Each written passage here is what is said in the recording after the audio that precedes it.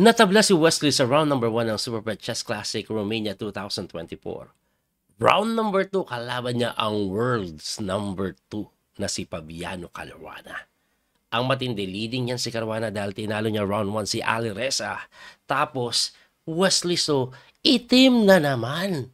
Dalawang sunod na nag-block. Ano kaya ang nangyari dito? Aba, kakabahan ka. Tingnan niyo po. Puti po dito si Fabiano Caruana, nag-C4. Ini-5 naman ni Wesley. So, English opening na may pagka-reverse Sicilian yan. Parang binaligtad na Sicilian, puti si Wesley, kaso lugi siya sa tira. Pero dito po, no, kadalasan pong ginagawa dito, ganyan eh. Knight C3, yung iba nag-G3, iba Knight F3, yung iba po nag-E3. Ganun yung common. Pero, Fabiano Caruana, nag-D3 lang. Parang Sicilian Najdorf yung gustong pasukin. So, si Wesley, nag-Knight F6.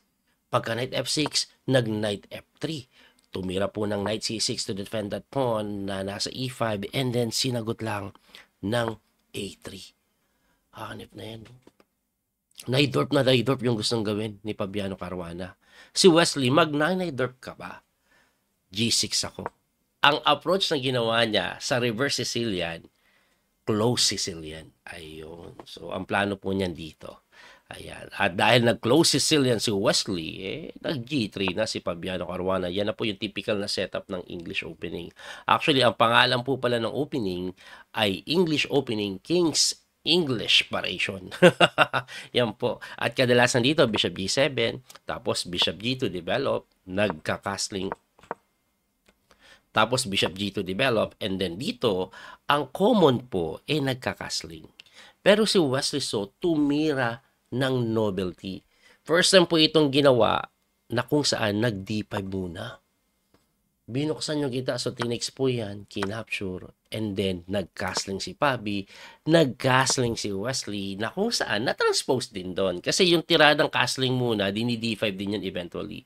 So nagkaroon ng transposition, and this game is equal daw as of the moment. So popular ito, kadalasang ginagawa, Bishop D2. Ayun, pero natagalan si Fabi dyan, nag-spend siya ng 8 minutes to play Bishop dito. Ibig sabihin, hindi niya na ganun kakabisado at ano bang dahilanan ng Bishop dito na yan.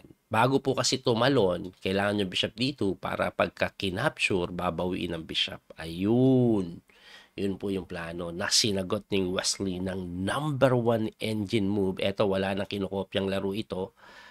A5. Ayun, no. Tindi ng A5. Ano idea niyan? Preventing B5 and at the same time pwede mag-A4 to completely prevent yung B5 ay B4 pala yan. Anyway, nag-Knight C3 na si Fabi at dito ako medyo nasupresa. Akala ko ang plano talaga ganon, develop dito, gaganon. Mga ganon typical na development. No, Wesley.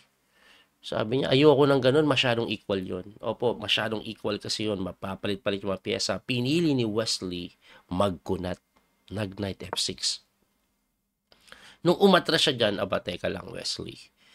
Iba ka na. Ayaw mo ng simpleng palit na kahit itim ka.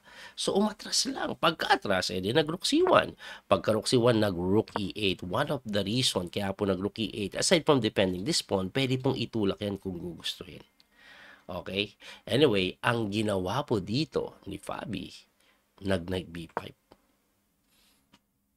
Ibig sabihin, pinatulak lang. Sige, itulak mo. Kaso, pag ini-5 po ata ito, ipakita ko lang, no? Ang gagawin po dito, ikakapturein lang yan. Tapos, pagka knight takes mo, mukhang magandang tingnan, kaya po nag-knight B5 para po sa bishop F4 with a strong pressure sa C7. Kaya si Wesley, wait lang, cancel natin yan. Masyadong maganda yung talon mo sa B5. Ang ginawa niya, nag-8-6 lang eh. Number 1 engine move. Why? Nako po. Kasi kung hindi ka mag-E5, ang gagawin ng white, magbi-bishop po sa G5. Tapos magna-knight D7, may mga ikot-ikot na ganun, may pressure po sa may C6. Kaya po siya nagtulak ng pawn. Kala mo, ano ba yan, Wesley? Nag-passive ka naman. Very important yung tira na yan. Very equal pa rin ang posisyon. Kaya nga number 1 engine move yan eh. So, ang ginawa naman po ni Fabi, nag-bishop na lang po sa E3. Bakit po siya nag-bishop sa E3? Dalawang bagay po, no? So, para po yung kabayo mailagay dyan, magkaroon ng square doon. No? Pangalawa, in case na itulak yan takes, wala po na pressure na bishop doon. Okay. So, ang ginawa po ni Wesley so dito, number 1 engine move na naman, knight d5. Hitting the bishop na kung saan, no, pag bumalik ka dyan, ewan ko, baka pwede bumalik, tablan eh. Di ba? Anyway, ang ginawa po niyan, nag-bishop c5, which is number 1 engine move. Si Fabi, of course, gusto ding manalo. Nagpipilit din. Di ba? Nagpipilit din. At ito po ay very equal. Ang sinasuggest po ng engine dito, mag-simple development lang si Wesley. Pwede po siyang mag-bishop g4. Pwede din pong ituloy niya po yung kanyang a4 na natira para pagkatira po ng b4 dyan, empass and capture ka lang. Di ba? Mga ganun pong development. Pwede din po bishop e6 eh. No, bishop e6. Pero Wesley so, medyo mawiwirduhan ka sa tinira niya. Kasi masyado pong naging konserbatibo. Siya po ay nag-knight b8, umatras lang. Bakit? Para saan? Ang nakikita ko po, maaari po siyang lumipat dito para yung bishop na ito. Kasi po, nakakainis yan dyan eh.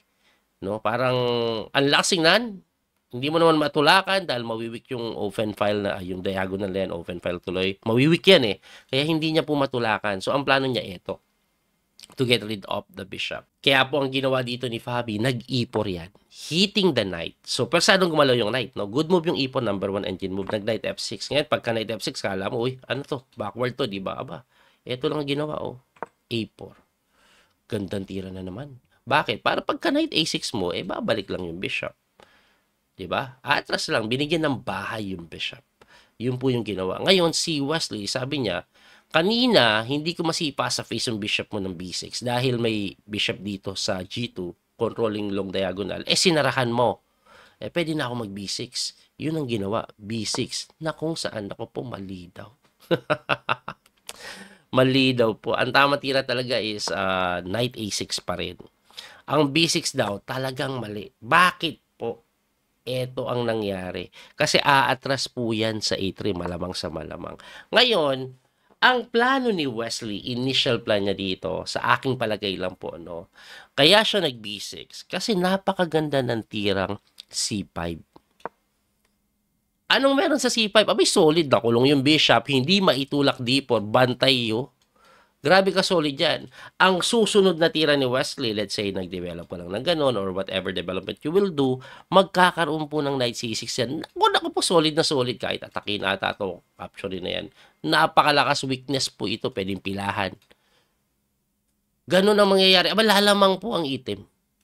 Kaso, hindi tinuloy ni Wesley yung c5. Aba, bakit hindi niya tinuloy? Iba po tinira niya eh. Bago ko ipakita yung tinira niya, explain ko lang bakit mali yung c5. Kasi po, may napakagandang excuse me po. Naubo pa. Napakagandang sacrifice. Knight takes e5. Pusang gala. Gandang tira daw niyan. Binigay lang. Pag kinapture mo, susundutin lang ng d4. Teka lang, Coach Man, piece down yan. Anong meron dyan? Unang-una po, pag inatras mo yan, tutulakan ka dito, nakahit ito, nakahit yun. Tapos mamaya kakainin ito, kahit pag 95 ka, tagilid. Kaya pasado po yan kainin. Pagka-takes mo, queen takes d4 lang. What? Palit-palit lang yan ah. Aba, pag kinapture mo yan, may in-between dito, check ka muna bago bawiin yung reyna. Atakado ito ah. Hindi mo madepensa na mga ganyan yan kasi kakainin pa rin to, tas kain tore. Di ba? Kaya ang only way is knight d7 para depensado doon. Kaso f4 pa rin. Pagka f4 tatakbo ka, saka tatakbo. So let's say dito na e5 pusa. Ayan mahirap laruin. Lamang talaga puti. Kaya balik natin doon.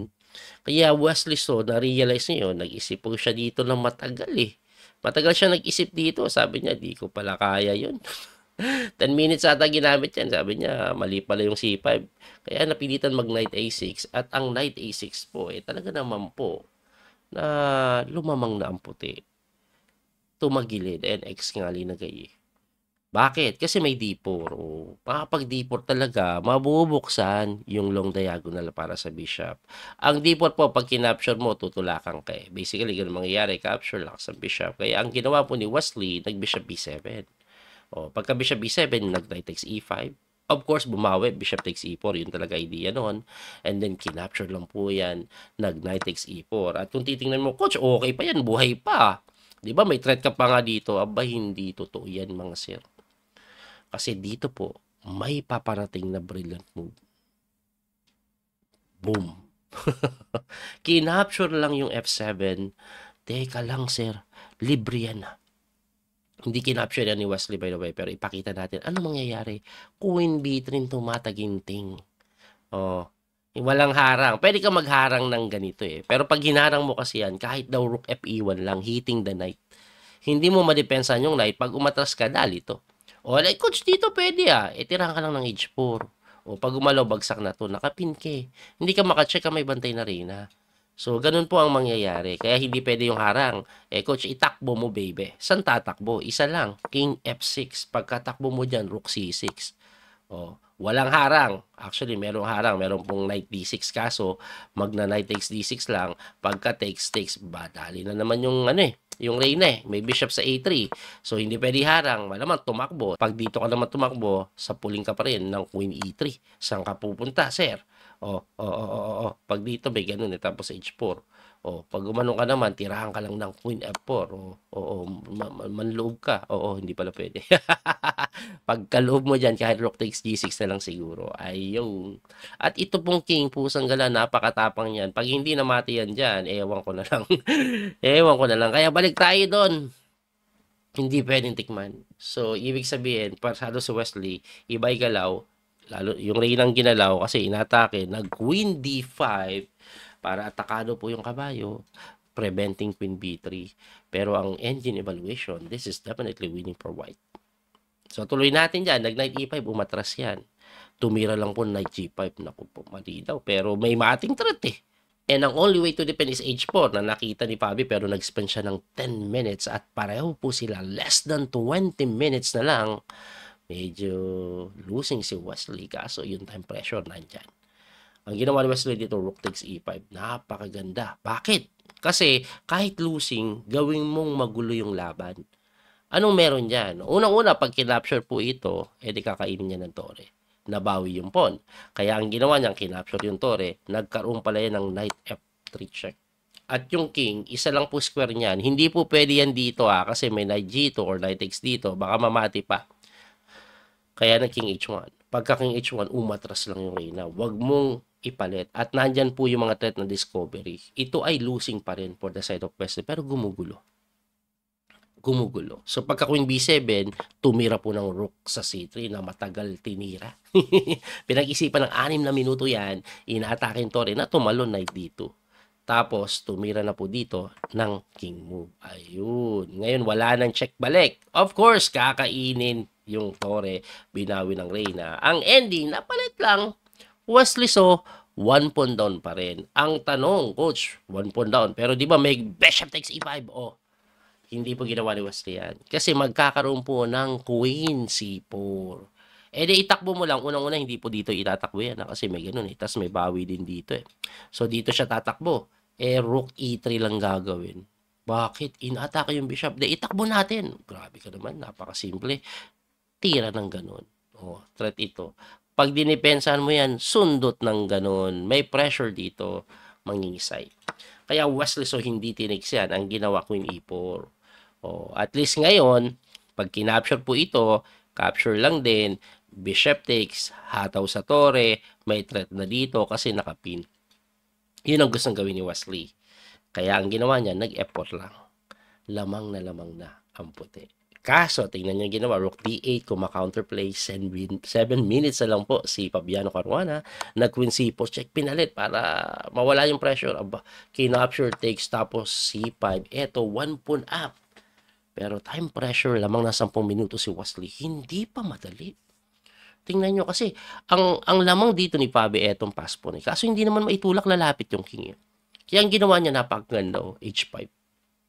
Bakit? Para pagka-takes mo, Rook lang sa E4, tulak, 2 pass pawn. Kaso bishop F8 lang si Wesley. Bakit hindi na lang lumapit yung king? Kailangan bantayan muna to. So pagka bishop F8, nag-king move din. Tumira po ng king move. Nag-push na ng pawn. tumira po ng bishop lang sa may E7. Ayan, siguro para may gamit din doon. At tinira naman po ng puti, nag B3 lang. Bakit? Yung bishop kasi wala kang kwenta doon. So, lilipat po yan dito. Ayan, ang ginawa naman ni Wesley, knight B4. Pagka knight B4, nag-bishop C1 pa rin. Pinipressure yung A6 po na dinipensa ng bishop G5. Tumira naman ng knight D6, chinek, tumakbo sa may E7, and then nag-bishop lang po sa may F4 na hindi ganun kaganda. Mas maganda daw po dito, depensa doon. Dito kasi depensa pero pwedeng sakmalin pag nagustuhan eh. Nagustuhan. Anyway, nag-knight C6 po si Wesley. Umikot na para po may pressure dito, may talon dito. Ayan ang gusto talagang gawin. Nasinagot ng knight po sa B5 at mali. Ngayon, bakit nag-blunder ng ganyan katindi si Fabi? 1 minuto na lang. Ibalik po natin doon. Ayan. Ano daw po ang tamang tira? Rook E3 daw. Yan daw po. Tapos, lilipat ka lang daw dito. Something like that. Tapos, ilalapit mo yung king. Diyan mo ilalagay sa E4. Yan po yung pinakamagandang idea. Sabi po ng engine. Time pressure, nag-knight B5. Bakit po siya nag-knight B5? Pine-prevent niya po yung talon ng kabayo doon para pwedeng kainin. Kaso, Wesley So, tinalon pa rin. Yan ang tamang tira. At pagkatalon, ang tamang reply, tikman mo yan. Na kung saan, tinulak muna yung pawn eh. Hindi muna tinikman. Niligtas niya. Kaso pagkatulak, king F7 lang si West. Hindi po pwede dito kasi may knight check. Ngayon dito, coach, di ba may knight check pa rin? May knight check. Okay lang yung knight check dyan. Lalapit dito eh. Ganun lang yung gagawin dyan. Makukuha ni Wesley yung E6 square. Kaya nga po ang ginawa niyan, nag-knight takes d4 bigla. Wala na kasing oras eh.